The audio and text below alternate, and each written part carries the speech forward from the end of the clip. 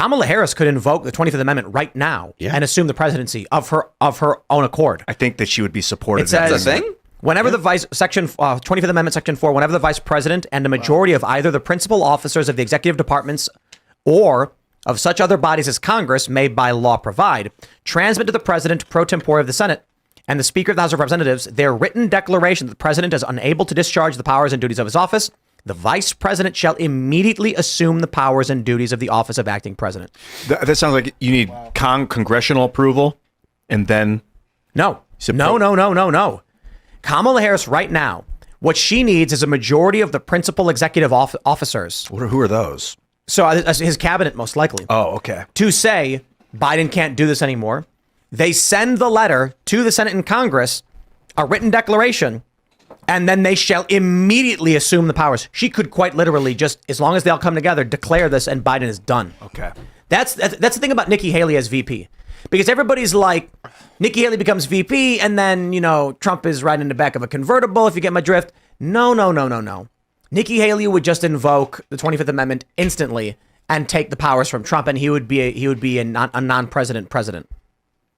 It says, thereafter, when the president transmits to the president pro temp of the Senate and the Speaker of the House of Representatives his written declaration that no inability exists, he shall resume the powers and duties of his office unless the vice president and majority of either party and the principal officers or Congress may law provide transmit within 4 days to the president pro temp of the Senate and the Speaker of the House their written declaration the president is unable to discharge their powers. So basically, Kamala Harris says, he can't do it. Biden then goes, yes, I can, sends it in. She then writes, no, he can't. Congress will then decide the issue. So if this is actually pretty smart. If Joe Biden falls asleep, Kamala Harris can write this, send it in, and if he doesn't wake up for 3 days, there you go. That's for full incapacitation. If these 4 days go by and he has no ability to rebut it. Right. So he likely would.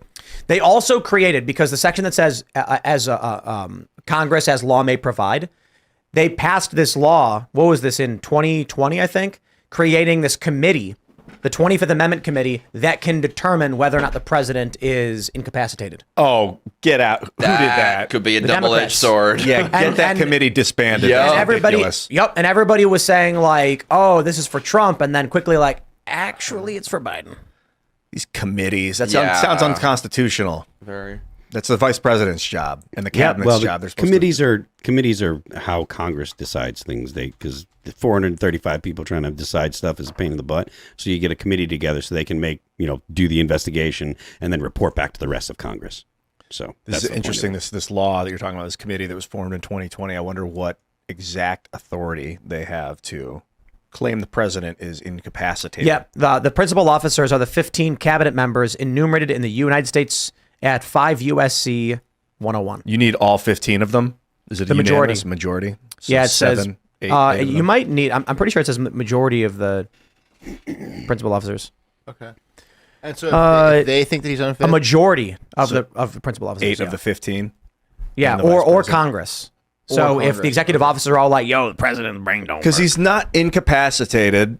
That's when you're completely unconscious. Has not He's so resigned. close. He hasn't been impeached. So I don't see if the 25th Amendment applies to Joe Biden. technically, if you're not in full control of your cognitive abilities, you are incapacitated. Oh, interesting.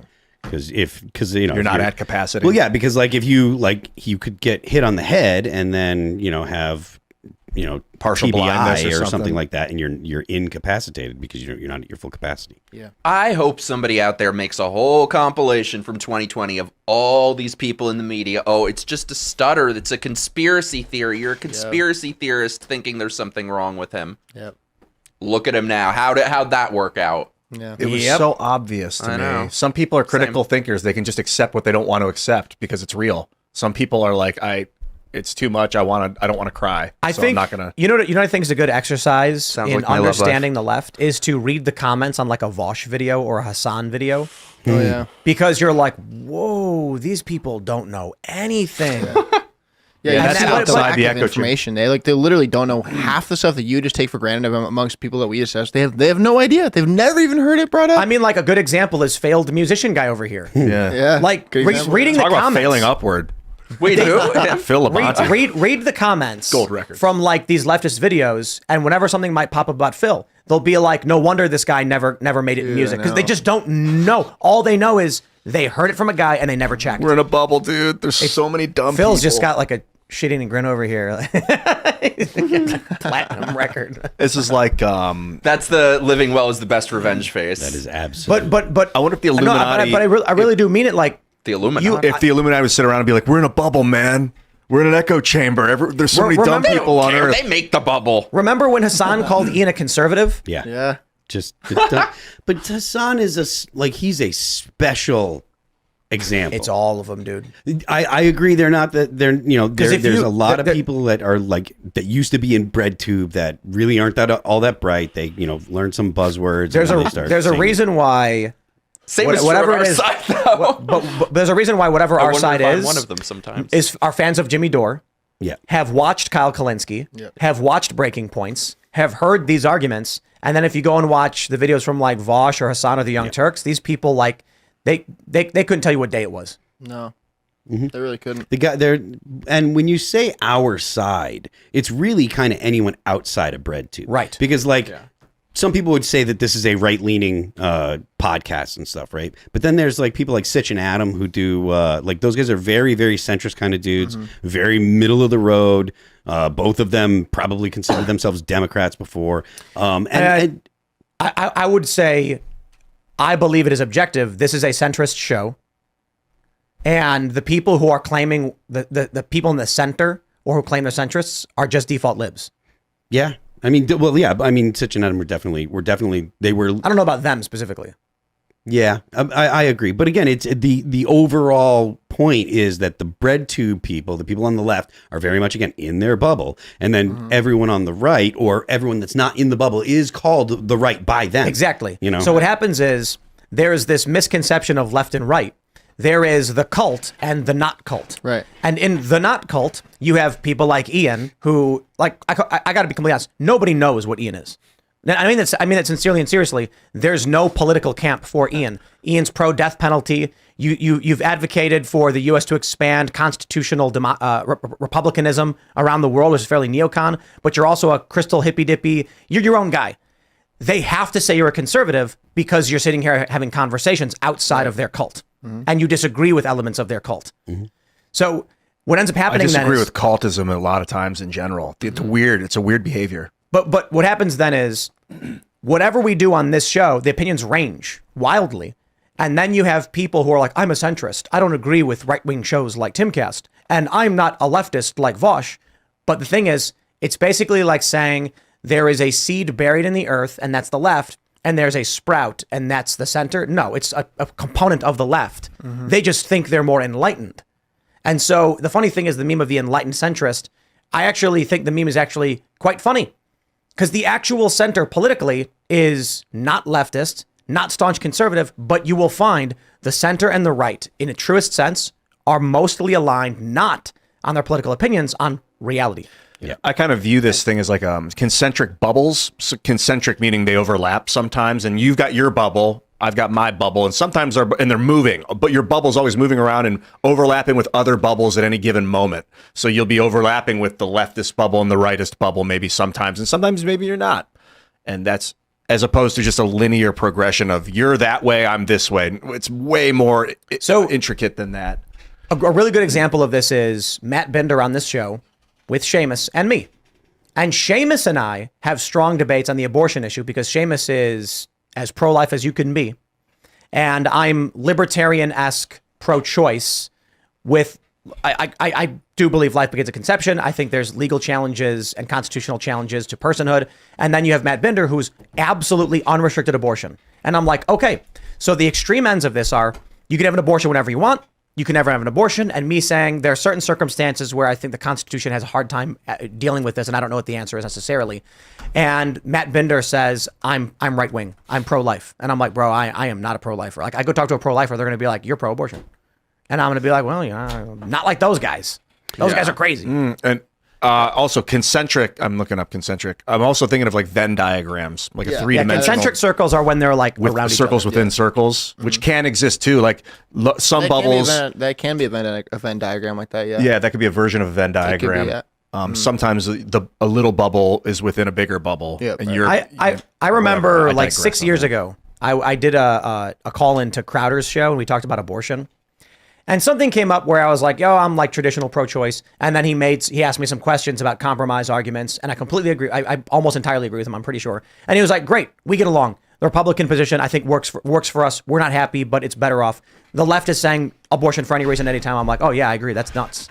Like, I can't believe that's where they are. But then you get these like, I can't stand it. These people who claim to be centrists, but they're just leftist light.